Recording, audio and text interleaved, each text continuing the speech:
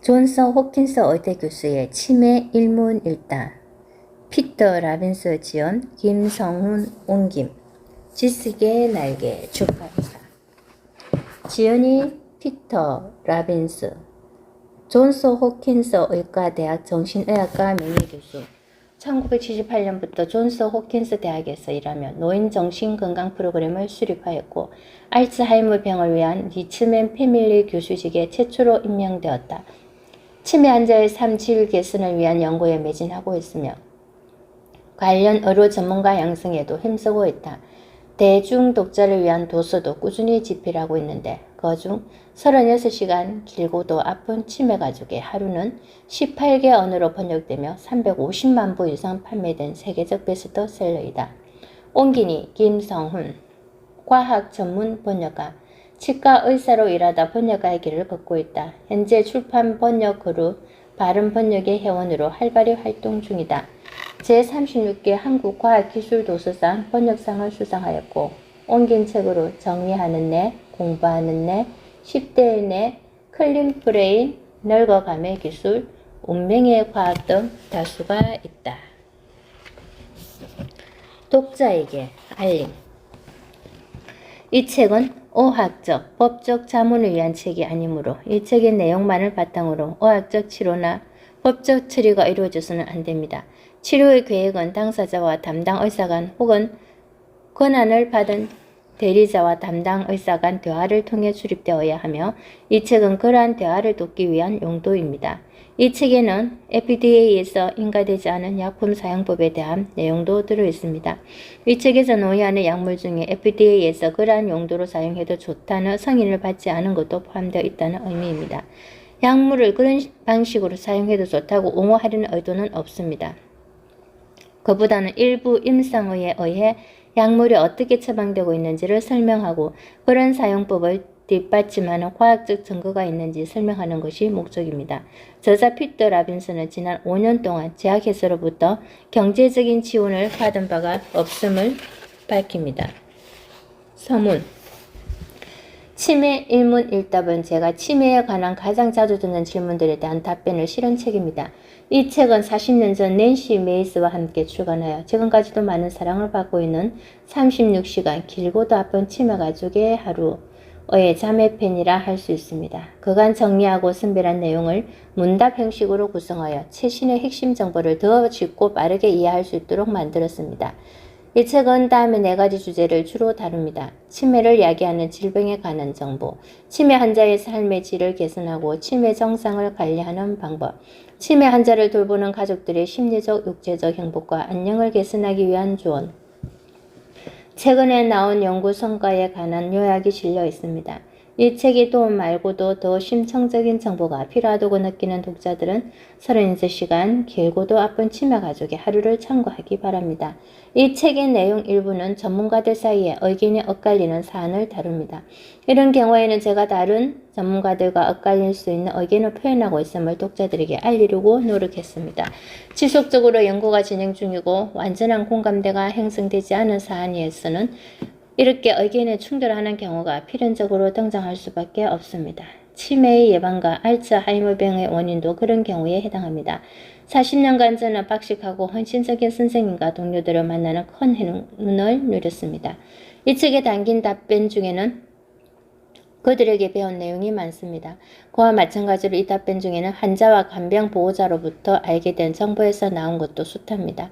이런 식으로 기여해 준 모든 분들에게 큰 빚을 졌지만 혹시나 오류가 있다면 그것은 온전히 저의 책임입니다. 그리고 T. 로우 앤더 일리노 프라이스 재단, 존스 호킨스 대학교의 알츠하이머병을 위한 리치맨 패밀리 교수직, 스탠폴러 치매 연구기금, 미국 국립정신건강센터, 미국 국립노화연구소, 미국 국립신경질환 뇌졸중 연구소, 그리고 많은 개인 기부자 등 경제적으로 지원을 해준 모든 분들께 감사드립니다. 이런 지원은 이 책을 비롯해서 공공교육을 위한 활동에 결정적인 역할을 해주었습니다.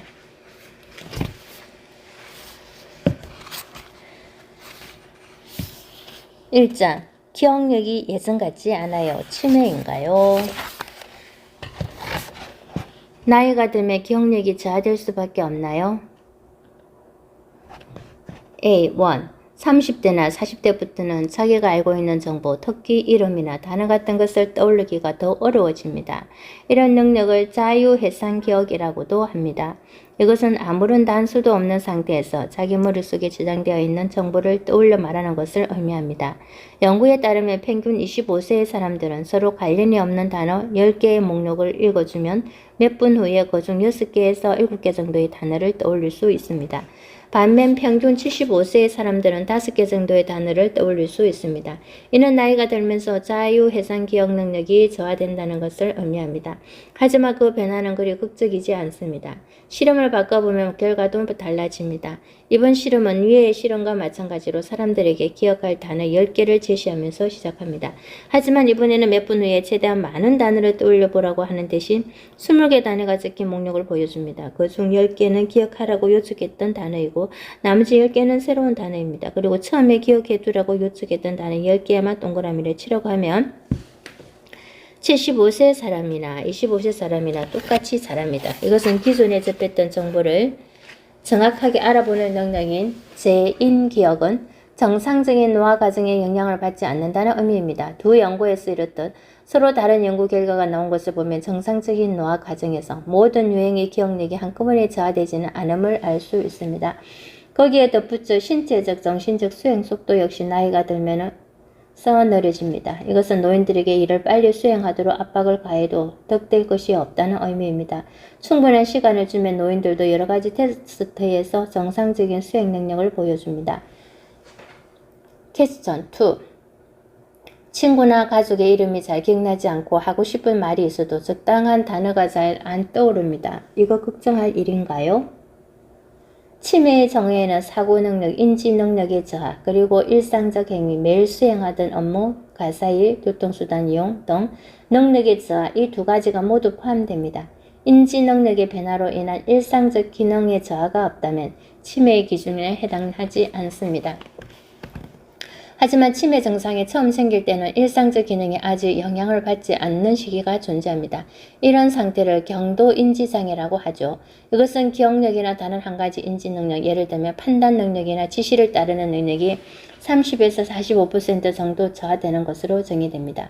현재로서는 이 정도의 기능 저하가 있는지 확인하려면 병원에서 신경심리검사를 받는 것이 제일 좋은 방법입니다. 검사는 그 사람이 평생 어떤 수준의 능력을 갖고 있었는지 확인하고 현재의 능력이 그보다 저하되었는지 여부를 판단하는 식으로 진행됩니다.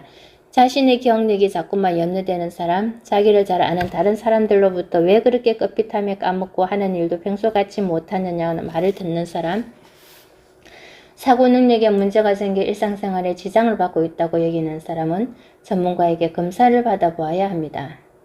그러나 이러한 검사는 시간이 많이 걸리고 비용도 비싸고 검사를 할 수 있는 전문가를 지역마다 찾아보기도 힘듭니다.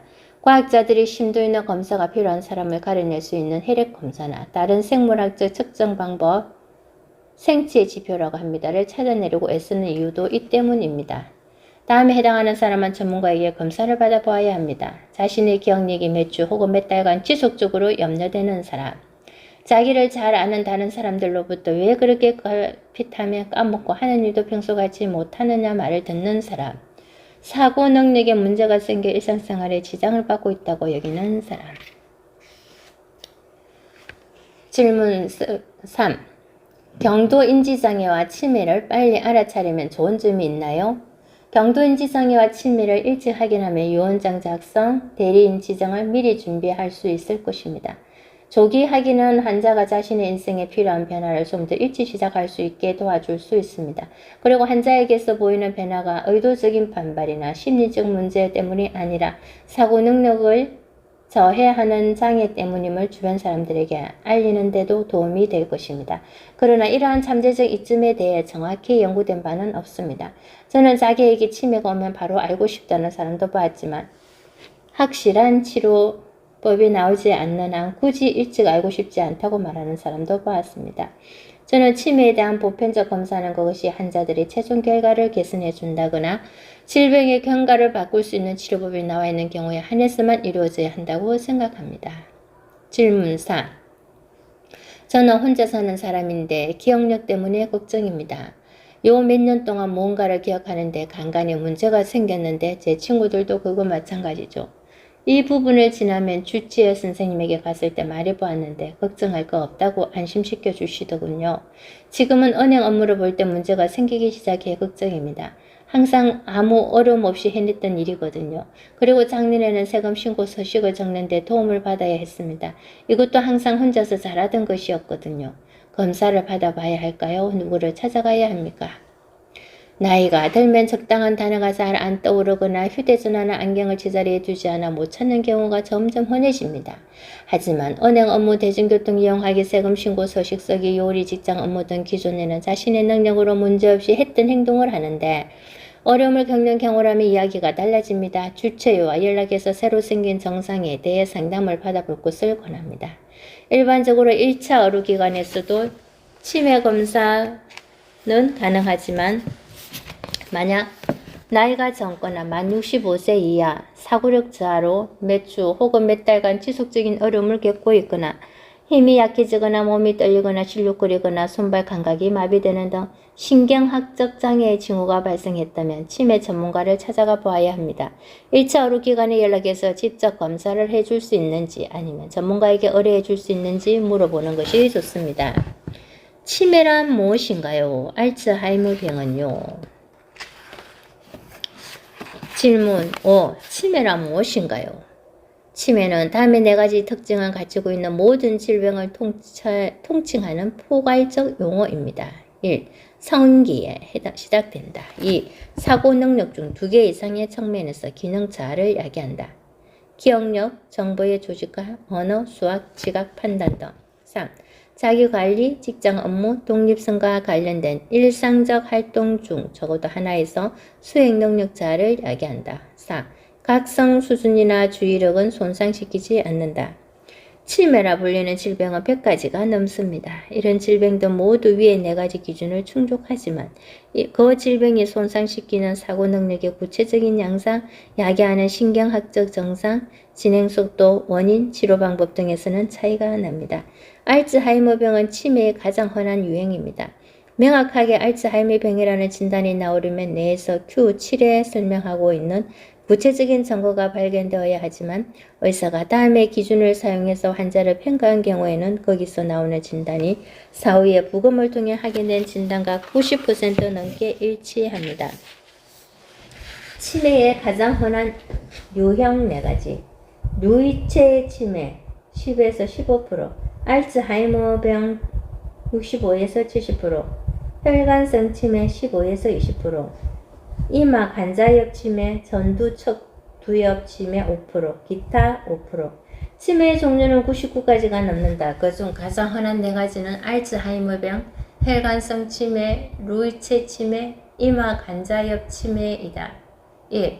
느리게 진행되는 치매, 6개월이 넘는 기간에 걸쳐 기억력이나 다른 인지적 어려움, 생각의 어려움이 천천히 악화되는 경우를 말한다. 2. 신체검사, 신경의학검사, 정신의학검사, 실험실 검사, 뇌 촬영 영상에서 나머지 99가지 치매 유형에 해당하는 증거가 나오지 않는다. 3. 기억장애와 더불어 다음의 증상 중 적어도 한 가지가 있다. 집행기능, 추상, 판단, 개시, 생각이나 행동의 지속과 멈춤의 저하, 언어 표현의 장애, 실어증, 권력장애나 감각장애에서 기인하지 않는 일상행동의 장애, 행위상실증, 시각적으로 세상을 정확히 지각하는 능력의 장애, 시각실현증. 4. 만 70세 미만인 경우 알츠하이머병의 존재를 뒷받침하는 아밀로이드 양성 PET 스캔이나 척수의 표지가 나온다. 문제 6. 알츠하이머병은 모두 기억장애로 시작하나요? 알츠하이머병이 있는 사람 대다수는 첫 증상으로 새로운 정보를 잘 기억하지 못하는 증상을 겪지만 모든 사람이 그런 것은 아닙니다. 가끔은 적절한 단어를 찾아서 표현하지 못하는 증상, 주변 세상을 정확하게 인식하지 못하는 증상, 직장이나 집에서 제대로 기능하는 정력이 저하되는 증상, 무관심 등이 첫 증상으로 나타나기도 합니다. 7. 알츠하이머병의 사후 부검을 통해서만 진단 가능하다는 것은 사실인가요? 의사가 Q5에 설명한 진단 기준을 따르는 경우 생전에 내린 알츠하이머병 진단이 사후 부검을 통해 확인되는 경우가 90%를 넘습니다. 나머지 10%에서는 치매에 해당하는 한 개 혹은 몇 개의 다른 질병이 존재합니다. 가까운 장래에는 아밀로이드 PET 스캔, 타우 PET 스캔을 촬영하고 척수액을 통해 아밀로이드와 타우의 분해 산물을 측정해서 생전 진단의 정확성을 개선할 수 있겠지만 그런 검사의 유용성은 아직 입증되지 않았습니다. 사후 부검을 해보면 알츠하이머병은 뇌의 특정 영역에서 신경반과 신경섬유 매듭이라는 비정상적인 구조물이 특징적으로 나타납니다. 신경반은 중심부의 아밀로이드 단백질을 뇌 세포의 분해산물이 뒤섞여 둘러싸고 있는 모습을 하고 있습니다. 이 구조물들은 세포 사이의 조직에 자리 잡고 있습니다. 신경섬유 매듭은 꼬인 타우 단백질 섬유로 이루어져 있습니다. 이 구조물은 세포 안에 자리 잡고 있습니다. Q26에서 이런 구조물들에 대해 더 자세히 다루고 있습니다. 치매에 해당하는 세 가지 질병의 현미경, 소견, 신경반과 신경섬유 매듭, 알츠하이머의 특징이고 겉질 루이체는 루이체 치매의 특징이고 픽체는 이마 간엽 치매의 특징이다. 질문 8. 알츠하이머병은 3단계로 진행된다고 들었습니다. 그 단계들을 어떻게 확인할 수 있나요? 알츠하이머병의 진행 경과를 설명할 때 널리 사용되는 몇 가지 방법이 있습니다. 각각의 방법마다 장점과 단점이 있지요. 저는 1950년대 초에 처음 기술된 3단계 모형을 선호합니다. 모든 질병은 현저한 다양성이 존재하기 때문에 이들 단계에 대한 설명도 간명하게 일반화한 내용으로 이해해야 할 것입니다. 알츠하이머병이 있는 사람은 평균적으로 10년 정도를 살고 각각의 단계는 평균 3년 정도 지속됩니다. 하지만 어떤 사람은 첫 증상 발현 후에 3, 4년 만에 사망에 이르기도 하고 어떤 사람은 20년 넘게 살기도 합니다. 1단계 기억력, 집행기능 장애. 이 단계에 있는 사람들은 새로운 정보를 학습하는 데는 어려움을 겪지만 조금 먼 과거의 정보는 기억합니다. 그리고 좀 더 복잡한 활동을 체계적으로 수행하는 데 어려움이 있고 사회적 관계에서 잘 드러나지 않는 실수를 저지르기도 합니다. 집행기능이란 삶을 체계적으로 살아가는 데 핵심적인 일꾼의 능력들을 말합니다. 여기에 포함되는 것으로는 어떤 활동을 언제 시작하고 지속하고 변화를 주고 멈춰야 할지 아는 능력이나 추상화 능력, 일반화 능력, 사회적 단지, 감지 능력 등이 있습니다. 이 단계에 있는 사람들은 혼자서도 생활을 유지할 수 있는 경우가 많지만 질병이 진행되면서 그런 능력도 함께 저하됩니다. 이런 이들에게는 항상 즐겨오던 활동을 이어가고 가족 행사에도 참여하고 자신이나 타인에게 해를 미칠 위험이 크지 않은 한은 사회적 활동도 계속하도록 격려해 주어야 합니다. 어떤 사람은 일을 할 능력이 있지만 전보다 많은 감독을 필요로 할 수도 있습니다. 2단계 언어, 행위, 시지각 장애. 이 단계는 언어, 행위, 시지각 등 인지의 세 가지 측면에서 나타나는 장애를 특징으로 합니다. 각각의 측면에서 나타나는 장애의 정도는 사람에 따라 아주 다르기 때문에 각각의 측면에서 개인에게 남아있는 능력과 한계를 정확히 확인하는 것이 중요합니다. 이 단계에서 나타나는 증상을 겉질 증상이라고 부르기도 하는데 뇌의 이런 기능들이 뇌의 바깥층인 겉질에서 일어나기 때문입니다. 언어, 알츠하이머병이 있는 사람은 말로 자신을 표현하는 능력과 자기한테 하는 말을 이해하는 능력 모두에 문제가 생길 수 있습니다. 이런 언어장애를 의학적으로는 시르증이라고 합니다. 이 증상은 뇌의 언어 능력에 뇌졸중이나 손상을 입은 사람한테 나타나는 것과 비슷합니다. 이런 언어장애가 일어나면 자기가 하고 싶은 말을 표현하기가 어려워집니다. 가끔씩 자기가 말하려고 하지 않았던 말을 하거나 아무런 의미가 없는 말을 하거나 자기가 하고 싶은 말을 표현하지 못하게 됩니다.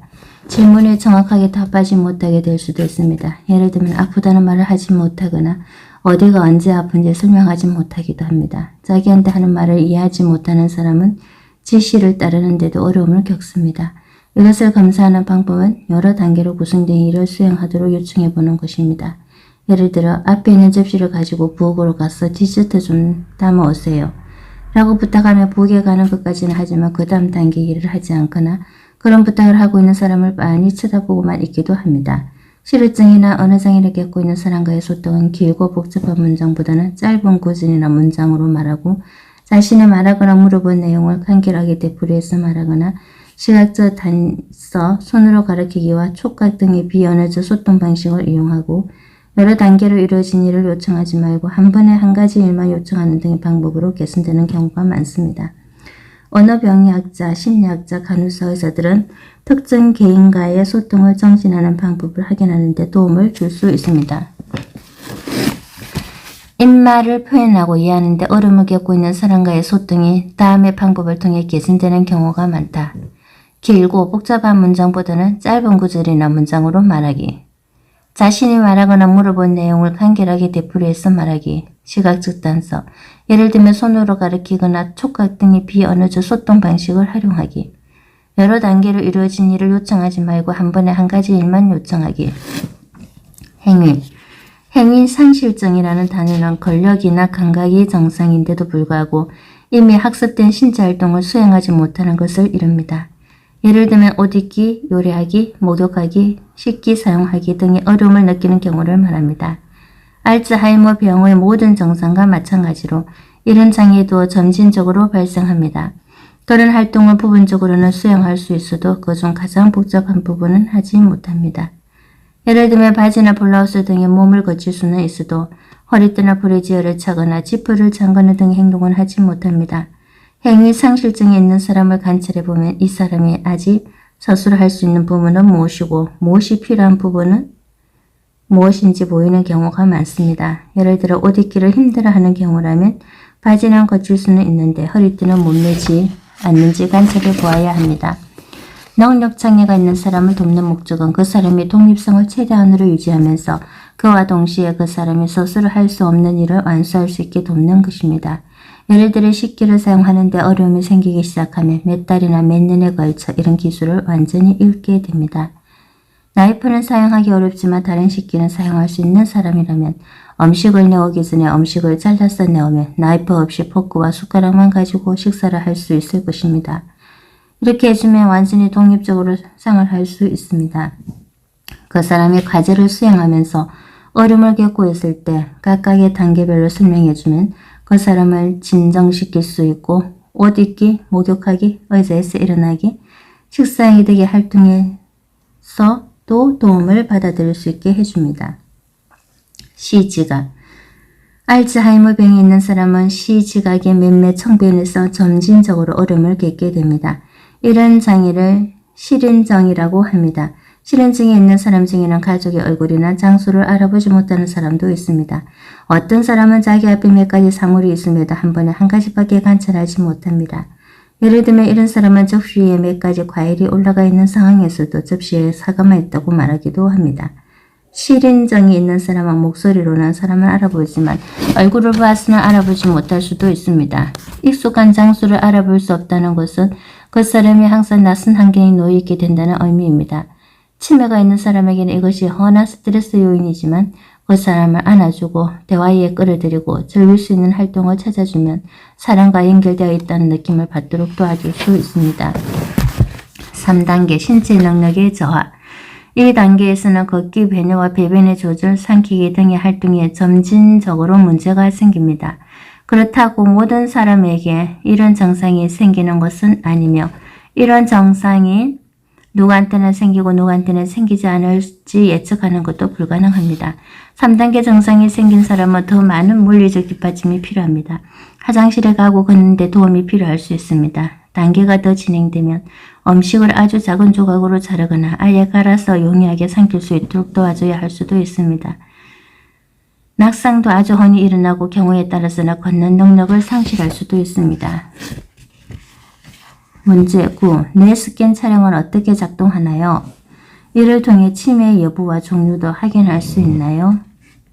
뇌 스캔은 다양한 소립자를 이용해 뇌의 내용물을 시각화해서 보여줍니다. 표준 엑스레이 촬영은 뼈와 물은 구분할 수 있지만 뇌 조직은 시각화해서 보여주지 못합니다. 뇌 조직이 대부분 물로 구성되어 있기 때문이죠. CT 스캔은 다양한 각도에서 여러 장의 엑스레이 사진을 촬영합니다. 그럼 컴퓨터 프로그램이 이 정보를 가지고 뇌의 연조직 사진과 머리뼈 사진을 만들어냅니다. MRI 스캔은 강력한 자석을 이용해서 아주 짧은 시간 동안 자기장을 만들어냅니다. 이 자기장의 물 분자들을 정렬하면 컴퓨터 화면에 띄울 수 있는 영상이 만들어집니다. MRI 스캔은 뇌조직, 피의 흐름, 활발하게 일하고 있는 뇌세포들을 직접 시각화할 수 있습니다. 하지만 CT 스캔이나 MRI 스캔 모두 알츠하이머병을 진단할 수는 없습니다. 이런 스캔으로는 예전의 뇌졸중과 새로 생긴 뇌졸중, 뇌종양, 뇌농양, 정상 뇌압수두증, 경막하 혈종, 뇌를 감싸는 막과 뇌조직 사이에 고인 피가 뇌를 압박해서 정상을 야기하는 질환 등을 확인할 수 있습니다. PET 스캔은 방사능 화학물질을 관심을 두고 있는 다른 화합물에 결합시켜 사람의 혈류로 조선하는 방법을 사용합니다. 이 방사능 화학물이 양전자라는 입자를 방출하는데 이것을 포착해서 사진으로 전환하는 것입니다. 포도당, PET 스캔은 알츠하이머병 및 이마 간자엽 치매과 관련된 뇌대사 감소의 뚜렷한 패턴을 감지할 수 있습니다. 아밀로이드 PET 스캔은 뇌에 존재하는 비정상적인 단백질을 보여줄 수 있습니다. 그리고 존재하는 경우에는 그 위치도 확인할 수 있죠. 스펙트 스캔은 관자라는 방사능 입자를 이용합니다. PET 스캔으로 나오는 영상보다는 덜 자세하지만 비용이 그보다 저렴합니다. SPECT 스캔은 루이체 치매와 파킨슨병 치매를 진단할 때 사용합니다. 질문 10. 아밀로이드 PET 스캔이 70세 미만 사람한테만 도움이 되는 이유가 뭔가요? 70세가 넘으면 사고 능력이 정상인 사람 중에서도 아밀로이드 PET 스캔에서는 양성으로 나오는 경우가 많기 때문입니다. 뇌 스캔에 베타 아밀로이드 침착이 보인다는 의미죠. 이것이 나이가 70세 이상이면서 사고 능력은 정상이지만 아밀로이드 PET 스캔은 비정상적인 사람이 모두 결국에는 알츠하이머 병이 생기는 것인지는 현재로서는 밝혀지지 않았습니다. 질문 11. 알츠하이머 병을 검사하는 혈액 검사가 없다면서 제남페라 검사할 때 피는 왜 뽑았나요? 치매를 진단할 때 피 검사를 하는 이유는 치매의 정상을 야기할 수 있는 질병들이 있기 때문입니다. 그런 예로는 비타민 B, 12, 결핍이나 갑상선, 신장, 간, 부신의 질병 등이 있습니다. 혈액 검사를 하면 이런 질병이나 치료가 가능한 다른 잠재적인 치매의 원인을 확인할 수 있죠. 흔치 않은 치매의 원인도 있는데 이런 것이 의심되면 의사가 특별한 혈액 검사를 지시할 수도 있습니다. 혹은 특정 약물의 혈중 농도를 확인해서 복용량이 너무 높아 인지장애를 일으키는 것은 아닌지 판단할 수도 있죠. 과학자들은 알츠하이머병의 진단을 도와줄 혈액검사 방법을 개발하려고 연구 중입니다만 아직까지 충분히 정확한 방법으로 입증된 것은 나와 있지 않습니다. 12. 알츠하이머병을 제외한 99가지 유형의 치매를 진단할 수 있는 구체적인 검사 방법이 있나요? 다른 유형의 치매나 다른 치매 원인들은 각자 알츠하이머병과는 차이가 있는 별개의 임상소견을 갖고 있습니다. 따라서 정확한 진단은 다음과 같은 요인에 달려 있습니다. 환자의 정상이나 걱정으로부터 의사가 이끌어낸 정보, 정상이 갑자기 생겼거나 시간이 흘러도 악화되지 않았거나 새로운 약물 복용을 시작하는 시점에 생겼거나 몇 달밖에 안 됐을 때는 알츠하이머병이 아닌 다른 장애가 의심됩니다. 신체상태 검사와 정신상태 검사에서 나온 소견, 환자를 처음 평가했을 때 권력 저하, 감각 소시, 불안정함, 지속적인 졸림, 우울증 등이 관찰된다면 알츠하이머병이 아닌 다른 장애가 의심됩니다. 실험실 검사 결과, 이 결과에 따라 알츠하이머병이 아닌 다른 질병을 의심해 볼 수 있습니다. 치매 가능성이 있는 사람은 모두 철저한 평가가 필요합니다. 이런 증상을 야기하는 원인을 발견해서 치료가 가능할 수도 있기 때문입니다. 경도인지장애도 치매에 해당하나요? 경도인지장애가 있는 사람이 치매에 걸릴 가능성은 얼마나 되나요? 경도인지장애는 정상적인 노화와 치매의 중견 상태라고 생각하면 됩니다. 경도인지장애와 치매를 평가하는 방법은 동일하지만 경도인지장애에서는 다음과 같은 특징이 나타납니다. 사고 능력이 여러 측면 중 한 가지에서만 저하가 일어날 수 있다. 사고 능력의 측면에서 나타나는 기능 저하가 치매에서 보이는 저하만큼 심각하지는 않지만 정상적인 노화에서보다는 크다. 본인은 일상적인 기능에서 어떤 기능 저하도 느끼지 않을 수 있다. 경도인지장애의 기술지 정의는 인지수행 능력 검사에서 나이와 교훈 수준이 비슷한 사람들과 비교했을 때 표준 편차로 1.5에서 2 정도 저하가 일어난 경우를 말합니다. 이는 이런 기능 저하가 의미가 있을 가능성이 30%에서 65%임을 말해줍니다. 반면 치매를 진단하기 위해서는 같은 검사에서 이런 기능성이 95%가 나와야 합니다. 경도인지장애로 진단받은 사람들은 그 후로 매년 10% 정도가 치매에 걸립니다. 즉 경도인지장애로 진단을 받은 사람 중 약 50% 정도는 진단을 받고 5년 안에 치매의 진단 기준을 충족하게 된다는 의미죠. 경도인지장애가 있다가 치매가 걸린 사람의 경우는 알츠하이머병이 그 기저 질환으로 알려있는 경우가 많지만 경도인지장애는 혈관성 치매, 루이치의 치매, 파킨슨병 치매 등 치매에 해당하는 다른 질병의 첫 증상일 수도 있습니다. 경도인지장애의 진단 기준을 충족하는 사람들 중 약 25%는 1년 후에 정상으로 되돌아오지만 이런 사람들도 여전히 장기적으로는 치매 발생 위험이 높습니다.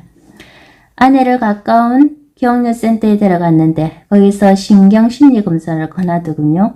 검사 비용이 비싸 보이는데 꼭 해봐야 할까요? 인지검사는 두 가지 수준으로 이루어집니다. 1차 진료, 의사, 신경과 의사, 노인과 의사, 정신과 의사는 5분에서 10분 정도 걸리는 짧은 인지검사를 수행합니다. 이 검사는 기억, 집행기능, 지각, 언어 등의 능력을 평가합니다. 신경심리학자는 훨씬 자세하고 포괄적인 일련의 검사를 수행할 수 있도록 훈련을 받은 사람입니다. 이 검사 결과는 어떤 상황에서는 대단히 유용하지만 정확한 진단을 내리거나 치매의 심각성을 평가하거나 치료를 권고할 때 꼭 필요하지는 않을 때가 많습니다. 이 검사는 비용도 비싸고 시간도 많이 걸리기 때문에 저의 경우에는 아래 나온 상황에서만 이 검사를 권하고 있습니다. 신경심리학자가 시행하는 검사는 정상적인 노화를 경도의 인지장애 및 치매의 초기 증상과 구분하는 데 특히나 유용합니다. 우울증이 의심되거나 실제로 우울증이 있는 경우에는 심도 깊은 검사가 도움이 됩니다. 어떤 검사는 기분 장애를 인지장애와 구분하는 데 도움을 줄 수 있고 양쪽 장애가 모두 존재한다는 것을 암시해 줄 수 있기 때문입니다. 신경심리학 검사는 인지기능 중 어느 측면이 상대적으로 덜 영향을 받았고 어느 측면인 심각한 장애가 생겼는지 확인할 때도 도움이 됩니다. 이런 부분에서 판단을 내리면 치매의 구체적인 원인을 확인하는 데 도움이 될 수 있습니다. 신경심리학 검사는 특이한 상황에서 매우 도움이 됩니다. 예를 들면 해당 환자가 젊거나 직장에서 어려움을 겪고 있거나 원인을 알 수 없는 증상을 경험하고 있을 때 등입니다. 경도인지장애나 치매의 초기 증상을 경험하고 있는 것인지 확실히 알 수 없는 경우에도 신경심리학 검사를 해두면 그 이후에 진행할 검사에서 비교 판단의 기준으로 요긴하게 사용할 수 있습니다. 어머니가 1차 진료 의사에게 혈관성 치매로 진단을 받으셨습니다. 치매의 유형을 확인하는 것이 정말로 중요한가요? 혈관성 치매는 정확히 진단하기가 가장 어려운 치매입니다. 치매 전문가가 혈관성 치매로 진단을 내린 경우에도 부검을 해보면 25%에서 50% 정도가 오진입니다. 알츠하이머병인 경우 정확한 진단이 내려지는 경우가 많습니다. 하지만 지난 10년 동안 알츠하이머병과 혈관성 치매 사이의 관계가 복잡하다는 것이 명확해졌습니다. 이 둘은 함께 일어나는 확률이 그냥 우연에 의한 확률보다 더 높습니다. 그래서 많은 전문가들이 뇌의 혈관성 질환이 알츠하이머병의 발병에 기여할 가능성이 높다는 결론을 내리고 있습니다.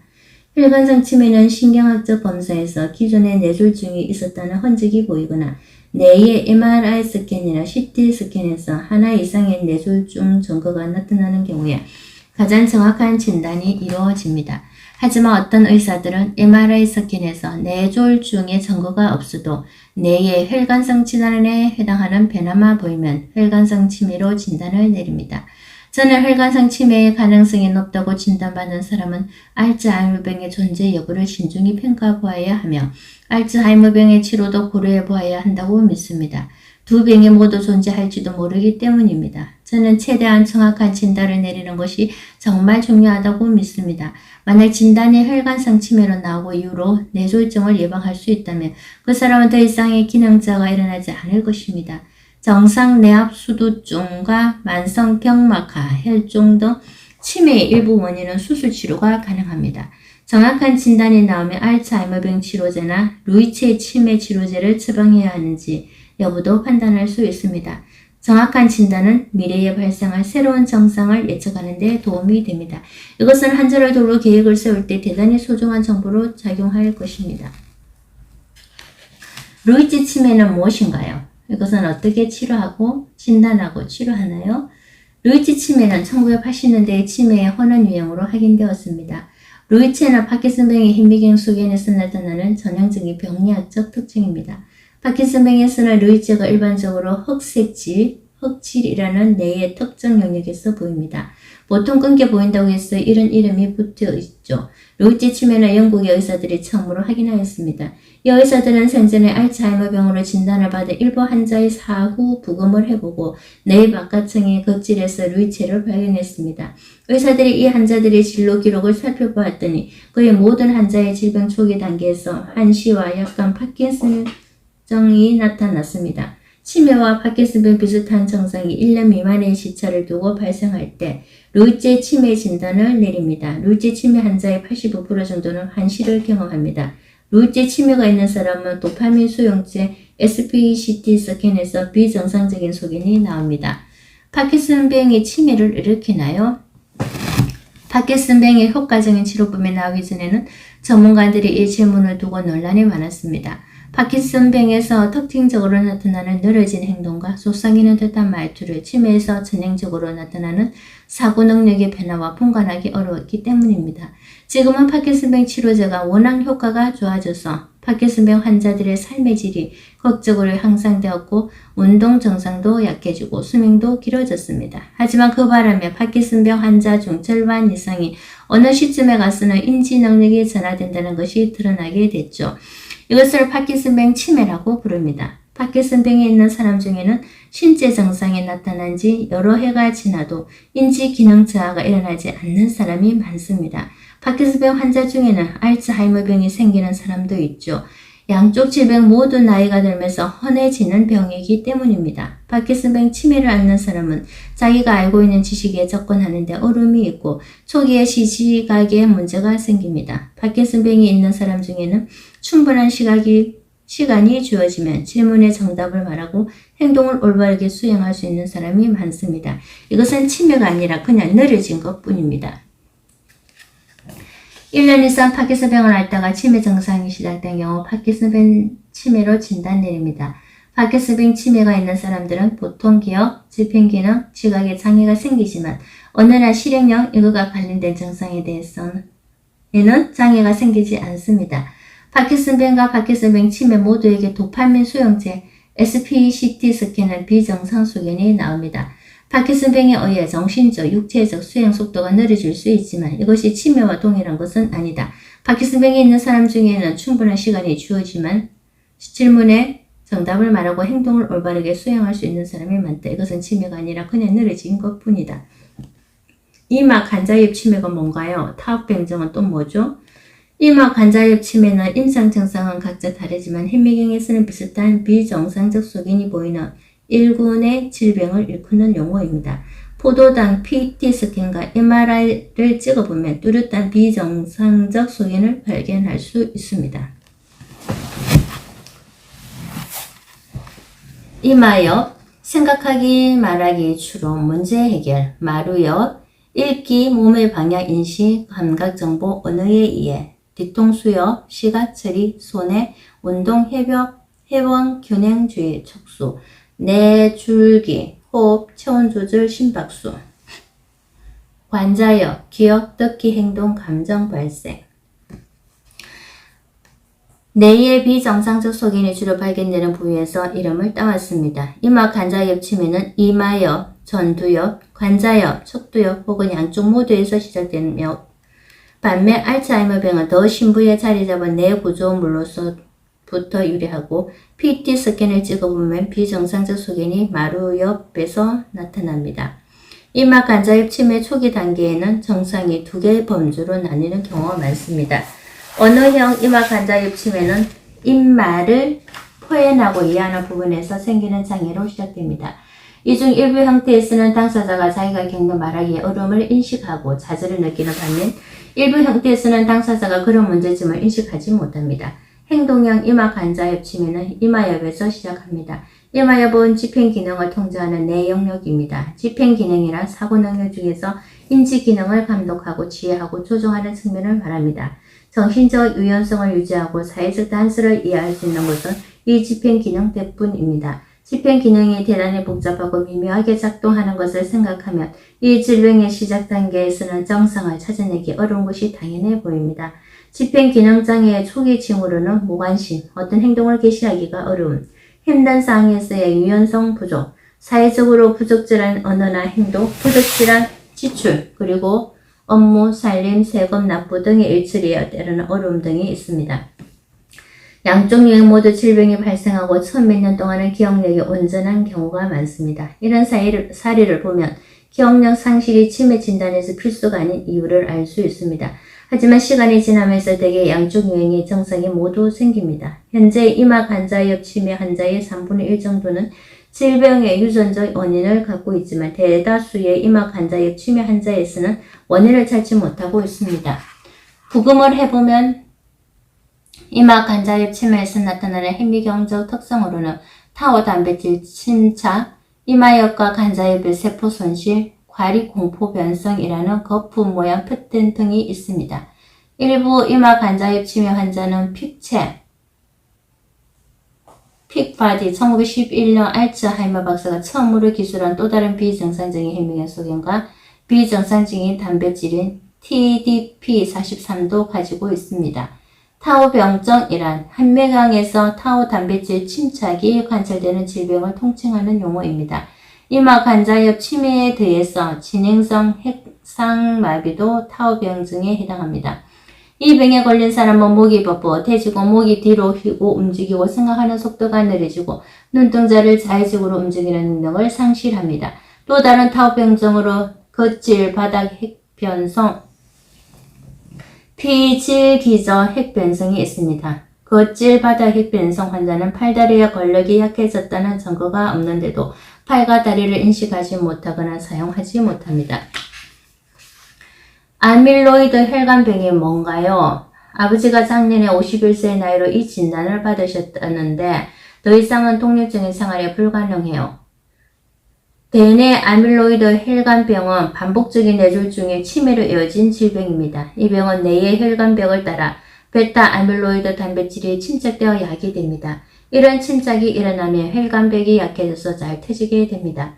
이렇게 해서 뇌 속에서 출혈이 일어나는 경우를 출혈성 뇌졸중이라고 하죠.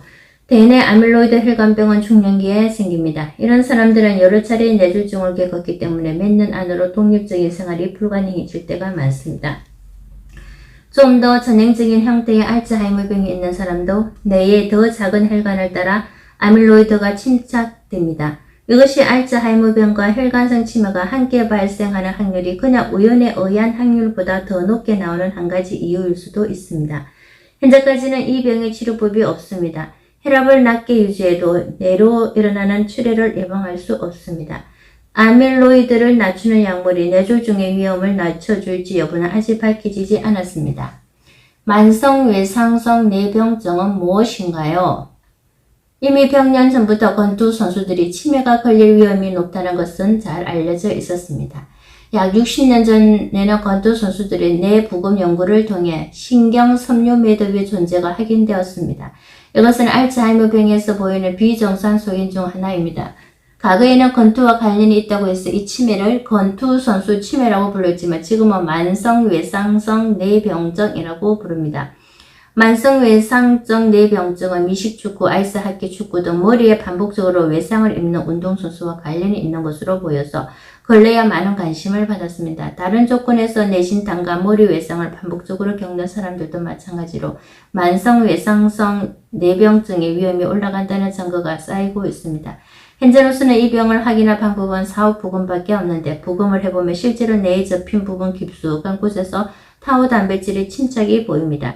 이 병과 알츠하이머병 사이의 관계는 불분명한 상태이고 현재 명렬하게 연구가 진행 중입니다. 만성 외상성 뇌병증과 알츠하이머병 모두 타오 단백질 침착이 특징적으로 나타나지만 뇌 속 침착 부위는 일반적으로 차이가 있습니다.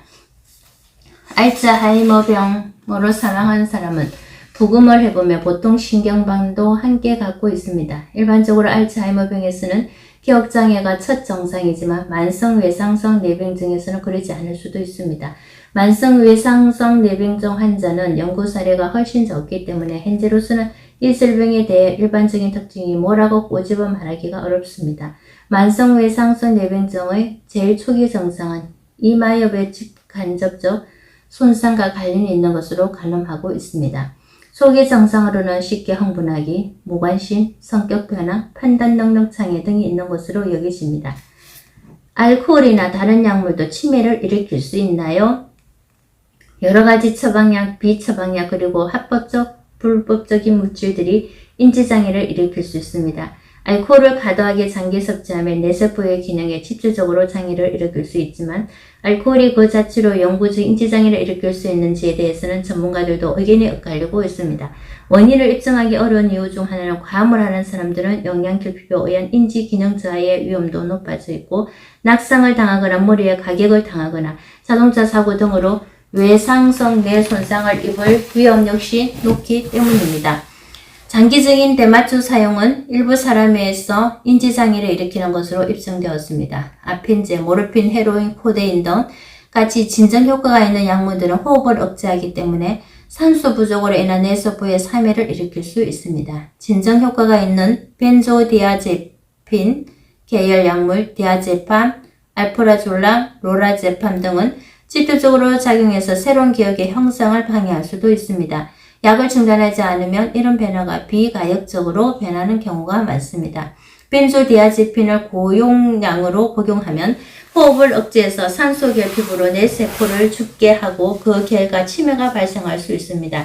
휘발성 유기화학물, 휘발유, 스프레이, 페인트, 용제 등을 들이마시며 뇌세포 기능에 영구적인 장애를 일으켜 인지기능저하, 불분명한 발음, 균형 감각 저하 등을 야기할 수 있습니다. 많은 처방약과 비처방약이 기억 형성에 장애를 일으키고 인지장애를 일으킬 수 있습니다. 이런 약에 해당하는 것으로는 디펜히드라민 같은 항히스타민제를 비롯해서 다음과 같은 상황에서 복용하는 약들이 포함됩니다.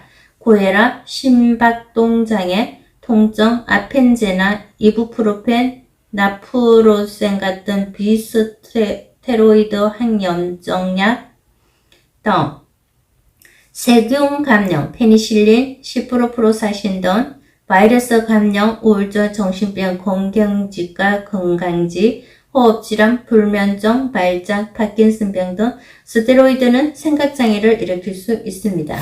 일부 항암, 화학요법 약물은 인지의 얼음, 케모브레인을 야기할 수 있지만 아직 확실하게 밝혀진 부분은 아닙니다. 여기에 덧붙여 이런 약물이나 다른 약물들 간의 상호작용이 인지기능 저하를 일으킬 수도 있습니다.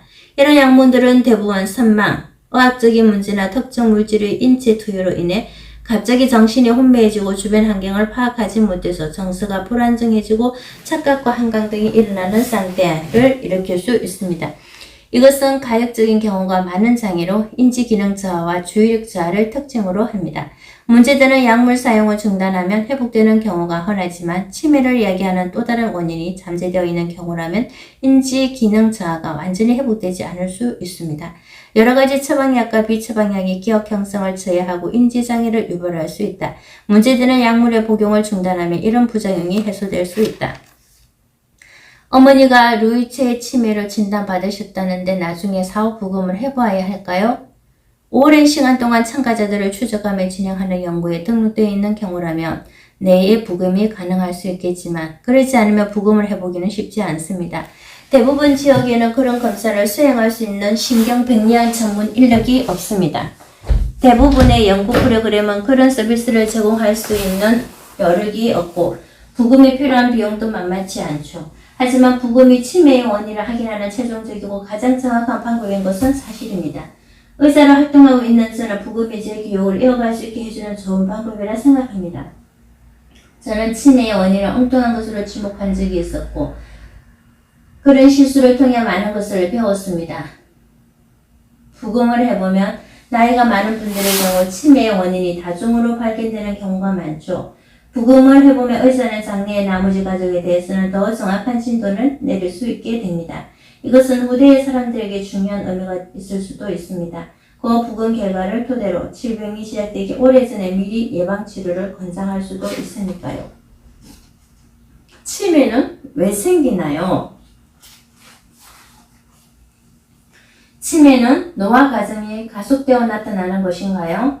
저는 일반적인 노화와 알츠하이머병을 구분해야 할 이유가 많다고 생각하지만 과학적 관점에서 보면 둘 사이의 차이가 완전하게 입증된 것은 아닙니다. 90대에 접어들었어도 심지어는 100세를 넘긴 사람 중에도 치매 증상이 없는 경우가 많습니다. 그리고 집단을 놓고 보면 치매가 있는 사람들이 내는 모든 영역에서 치매가 발생하지 않는 사람들의 뇌와 차이가 있다는 것도 알고 있습니다.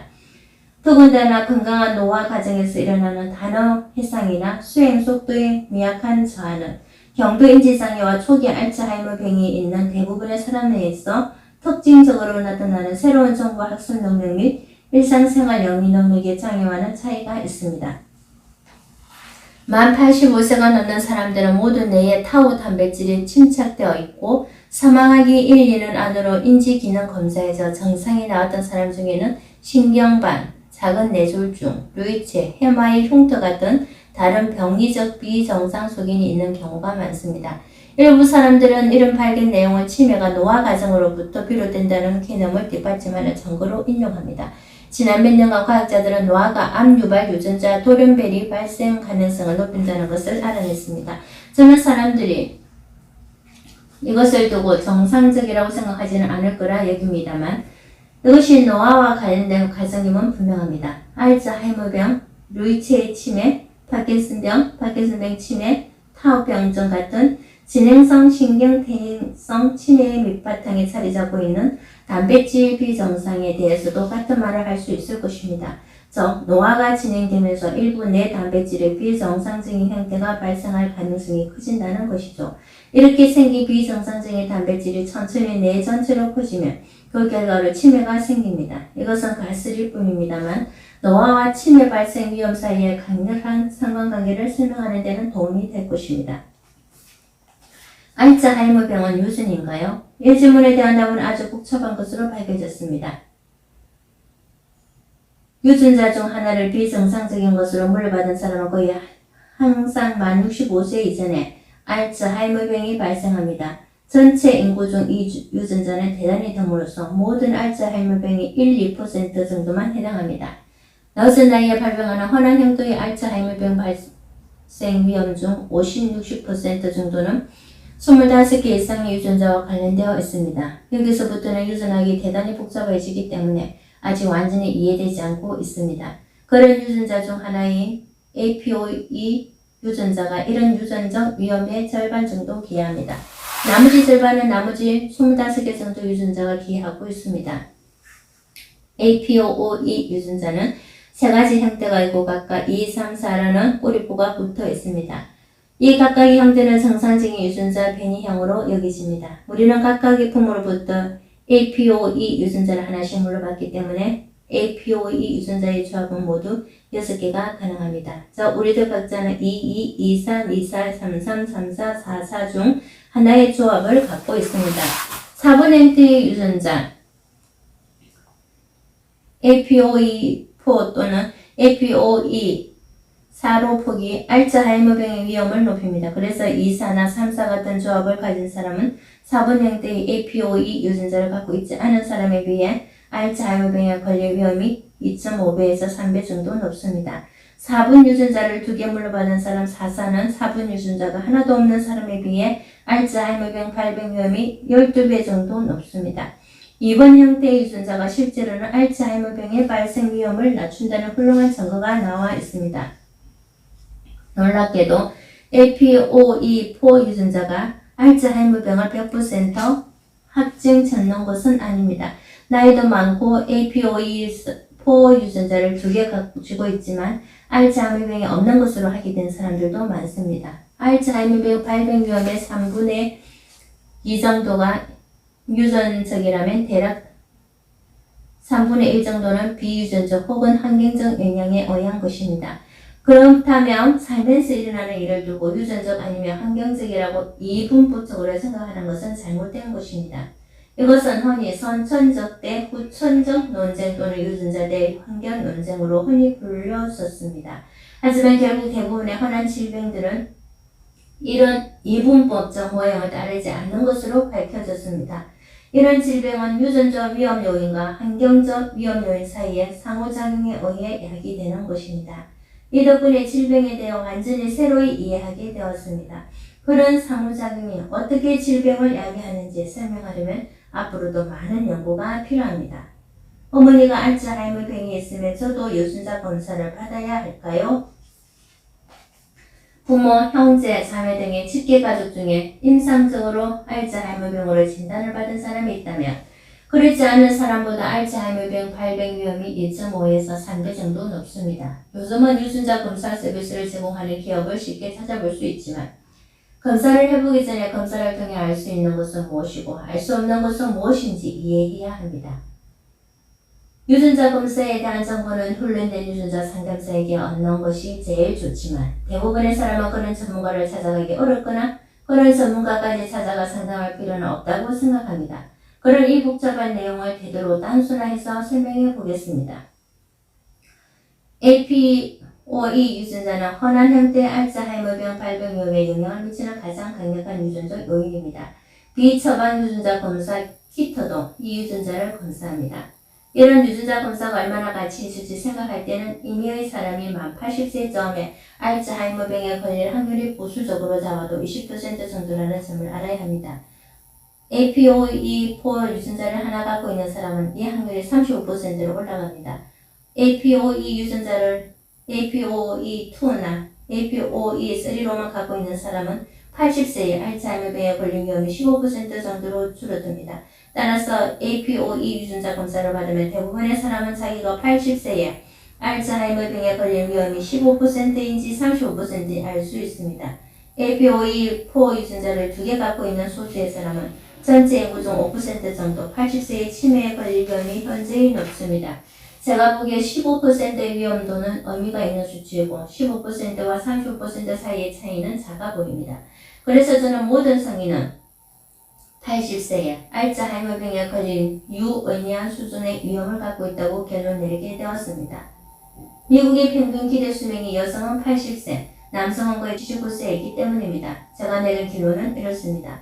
알츠하이머병의 유전자 검사는 만 60세 이전에 알츠하이머병이 발생한 가족을 가진 사람들에게 자신이 PS1, PS2, APP 유전자 돌연비리를 물려받아서 알츠하이머병 발병 위험이 많이 높은지 여부를 알려줄 수 있습니다. 여기에 해당하지 않는 사람이라면 이 검사를 통해서 우리가 이미 인구 집단 위험 통계를 통해 알고 있는 내용 이상으로 얻을 수 있는 정보가 거의 없습니다. 아주 오래 장수하는 사람이라면 알츠하이머병에 걸릴 위험이 높습니다. APOE4 유전자가 없는 사람이라도 많은 사람이 그 병에 걸리니까요. 어쨌거나 자신의 유전적 위험 정보를 아는 것이 인생에 변화를 줄 수 있다면 유전자 검사를 통해 알 수 있는 것이 무엇이든 상관없이 검사를 고려해 볼 만합니다. 많은 사람이 유전자 정보를 알면 자신의 삶의 변화가 생기리라 믿습니다. 저는 사람들이 검사 결과를 통해 알 수 있는 것은 무엇이고 알 수 없는 것은 무엇인지 정확히 이해하고만 있다면 그런 검사와 정보를 제공하는 것에 전혀 반대하지 않습니다. 놀랄 일도 아니지만 연구를 통해 확인한 바로는 유전자 검사를 받는 많은 사람이 자기는 위험이 높지 않다는 결과가 나오기를 희망한다고 합니다. 저에게 조언을 구한다면 만약 여러분이 80세에 자신의 알츠하이머병 발병 위험이 15%인지 35%인지 알고 싶을 때 혹은 자신의 APOE4 유전자를 2개 가지고 있어서 발병 위험이 대단히 높은 그 적은 비율의 사람 중 한 명인지 알고 싶을 때 혹은 만 60세나 65세 이전에 알츠하이머병 증상이 생긴 가족 구성원이 있어서 자기도 비정상적인 우성 PS1, PS2, APP 유전자를 물려받았을 가능성이 높아졌을 때만 검사를 받는 것이 좋다고 생각합니다. 이마 간자엽 치매나 헌팅턴병의 가족력이 있어서 걱정스러운 사람이 유전자 검사를 고려하고 있다면 유전 상담사를 반드시 만나볼 것을 권합니다. 연구자들은 왜 베타 아밀로이드 단백질이나 타우 단백질이 알츠하이머병을 일으킨다고 생각하나요? 알츠하이머병을 치료하는 약은 이런 단백질을 어떻게 표적으로 삼아서 사용하나요? 알츠하이머병은 신경반과 신경섬유 매듭이라는 현미경으로 보이는 네 두 가지 비정상적 소견을 특징으로 합니다. 신경반은 죽은 신경세포 조각에 둘러싸인 베타 아밀로이드 단백질로 구성되어 있고, 신경섬유 매듭은 타우 단백질로 이루어진 꼬인 섬유로 구성되어 있습니다. 이 비정상적인 단백질이 단독으로 혹은 다른 요인들과의 조합을 통해 알츠하이머병에서 뇌세포를 죽게 하거나 뇌세포 사망에 직접 기여한다는 가설을 뒷받침하는 정보들이 많이 나와 있습니다. 하지만 이런 상관관계가 증명이 되지는 않았기 때문에 신경병과 신경섬유 매듭이 아직 발견되지 않은 다른 질병 과정을 알려주는 표지에 불과할 가능성도 여전히 남아 있습니다. 베타 아밀로이드 단백질이 알츠하이머병의 첫 번째 증상이 나타날 15년에서 20년 전에 뇌에서 축출되기 시작한다는 증거가 많이 쌓여 있습니다. 대부분의 연구에서 타우 단백질은 정상의 개시와 가까운 시점에서 뇌에 축전되는 것으로 밝혀졌습니다. 신경반. 신경반에서 보이는 아밀로이드 단백질은 아밀로이드 정부체 단백질이라는 더 큰 단백질에서 기원합니다. APP는 모든 신경세포의 세포막을 구성하고 있는 정상적인 성분입니다. 뇌의 신경세포가 죽으면 APP는 효소에 의해 파면으로 분해됩니다. 그럼 이 파펜들은 뇌가 잠겨있는 척수액과 혈류를 통해 그리고 림프계라는 또 다른 시스템을 통해 뇌에서 제거됩니다. 하지만 일부 사람들은 A베타 아미노산의 개수가 42개라는 아밀로이드 정부체 단백질 조각을 형성하는 성향이 있습니다. A베타 42는 너무 고서 뇌에서 제거가 안 되기 때문에 뇌 속에 그대로 축적됩니다. 알츠하이머병의 아밀로이드 이론은 이 A베타 42가 독성이 있어서 다른 뇌 신경세포들을 죽인다는 발견을 근거로 삼고 있습니다. 그럼 죽은 세포에서 더 많은 A베타 42를 분비하고 이것이 다시 더 많은 뇌세포를 죽입니다. 이 이론에서 이렇게 눈덩이처럼 불어나는 세포의 사망을 치매의 원인으로 봅니다. 이 가설은 쓰레기 처리의 문제를 생각할 수 있습니다. 이 가설에서는 A베타 42를 제거할 수만 있다면 세포의 사망과 A베타 42의 분비가 서로 꼬리에 꼬리를 물고 눈덩이처럼 불어나는 악순환을 끊을 수 있다고 주장합니다. 알츠하이머병 치료제로 개발 중인 수많은 약이 이 아밀로이드 폭주를 표적으로 삼고 있습니다. 독성이 있는 A베타 42 단백질을 제거하거나 A베타 42 단백질의 생산을 줄이거나 독성이 없는 행동인 A베타 40의 생산을 증가시키도록 설계된 약이 나오고 있습니다.